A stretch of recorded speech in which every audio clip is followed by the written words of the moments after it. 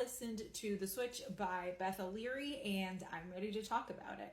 So, first and foremost, I feel like I need to give a disclaimer that I don't normally read a lot of contemporary fiction, and I would call this book contemporary fiction instead of contemporary romance because, yes, there is romance here, but I don't feel like the story is really about the romance. It's more about the relationship between the grandmother and the granddaughter.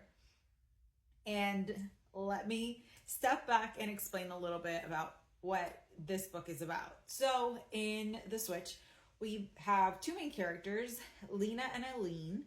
And Eileen is Lena's grandmother. And basically they decide to swap lives because Lena lives in London and she is very stressed at her job. She has also lost her sister in the last year. So she basically has a breakdown at her job and they decide to give her a 2-month sabbatical so that she can kind of process and come back to herself.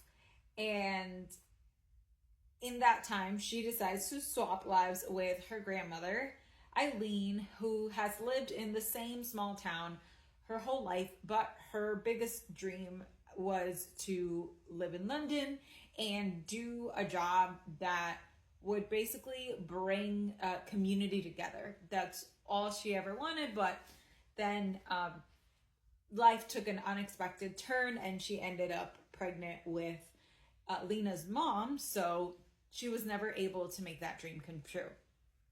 I loved this book. I, again, don't really read this type of thing very often. I think it was a perfect kind of fall read, even though I don't think the vibes were particularly for fall. I don't think it had like a particular season's vibes, but it's very rare that I decide to pick up this sort of book. And when I do, it's always it's always because the book has something different in it. And when I saw that one of our main characters was a 79-year-old woman, I feel like it's not very often that you get to see that. And not only is she 79, but she's actually going back into the dating scene in the book, and she decides to do some online dating, and she makes young friends that help her in dating. She finds a couple of guys, of older gentlemen to date, and so she's able to kind of have the life that she wanted when she was younger and was not able to have. And it was just so nice to see that it's never too late to chase your dreams. And the fact that her granddaughter was actually the one that was able to make this dream come true was super sweet. And it made my heart very happy. So if you're looking for a contemporary fiction book, more about family, and yeah, a sparkle of romance as well, all the romantic subplots are really cute, I would 100% recommend this. I really liked both of the male leads. I won't spoil who Eileen ends up with because it's just really cute. But Lena also kind of finds herself in the small town. She falls in love with the teacher of the town who she knew when she was younger. And she's able to find purpose in a place that she never expected to.